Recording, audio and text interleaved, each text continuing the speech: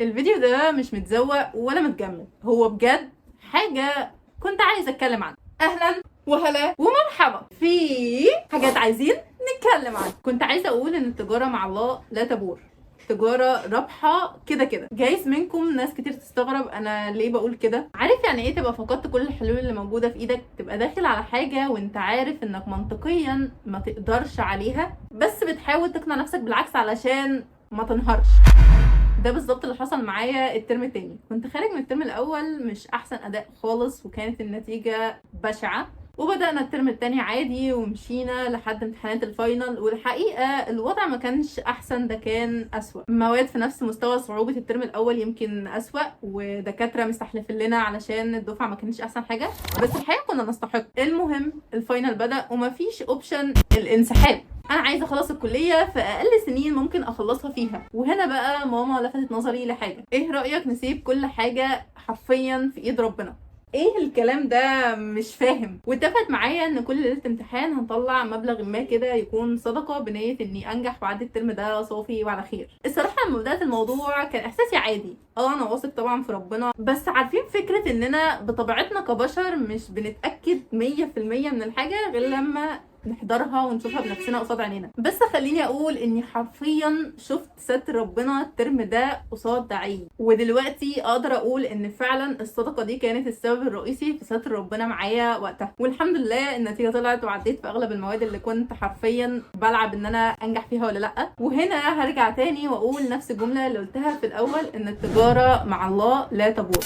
وبرضه الموضوع مش انك هتتصدق علشان ربنا ينجحك، هو كده كده ربنا في غنى عنك وعن الصدقه بتاعتك، وده مش هينقص منه شيء ولا هيزيده شيء. انا بتصدق اعتراف مني ان لا حول ليا ولا قوه، واني لا املك من الامر شيء في حياتي، واني حرفيا بعترف بقدره ربنا، وان محدش هيحل لي مشاكلي ولا هيدبر لي امري غير ربنا سبحانه وتعالى. الموضوع بعد ما جربته حسيته قريب جدا جدا للدعاء، بس الصراحه الدعاء ده هيكون لي فيديو تاني بقصص تانية مختلفه تماما. بس خليني بقى اتكلم عن ازاي ممكن اطلع الصدقه فعلا للناس اللي محتاجاها. بسم الله الرحمن الرحيم. الكلمه اللي هقولها دي هتزعل ناس كتير قوي مني، بس الصراحه انا ما بثقش في اي جمعيات خيريه. ما عنديش فكره الفلوس اللي بحطها هناك دي بتعدي على كام شخص، وهل هم ناس امينه كفايه انهم فعلا يوصلوا الحاجه دي لناس محتاجاها ولا لا. والمشكله اني فعلا معرفش ناس بنفسي يكونوا فعلا محتاجين مساعده. فكرت اني اكيد في ناس حواليا ظروفهم صعبه بس احنا ما نعرفهم، فبقينا اي مبلغ بنطلعه من البيت بنديه لطنط اللي بنجيب منها فراخ وبانيه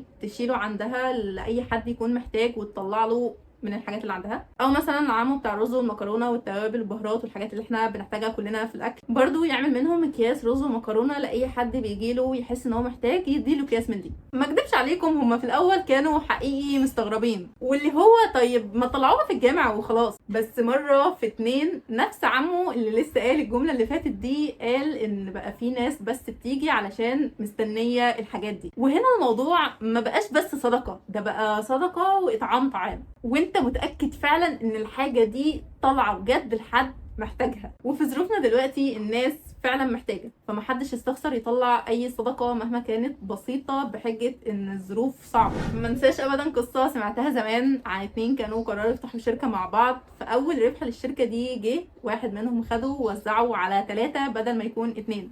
فالتاني استغرب كده وسأله طب ليه 3؟ قال له جزء ليك وجزء ليا وجزء هنطلعه لله. فبدأوا مثلا يستخدموه في انهم يشاركوا في بناء مدرسة او جامعة او حتى بيت لحد محتاج. ومع الوقت شركتهم دي كبرت جدا جدا جدا علشان هما كانوا ماشيين بمبدأ ان التجارة مع ربنا مش بتخسر. وبس كده، دي كل حاجة كانت عندي للفيديو ده.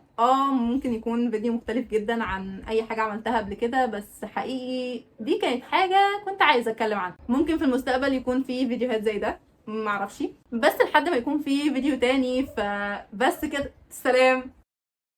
يا بيسو، يا بيسو، ما تجيش جنب الستاند يا بيسو عشان بزهق مع بوظ حوار. تن تارارارا، رارارارا، تن تارارارا، رارارارا، تن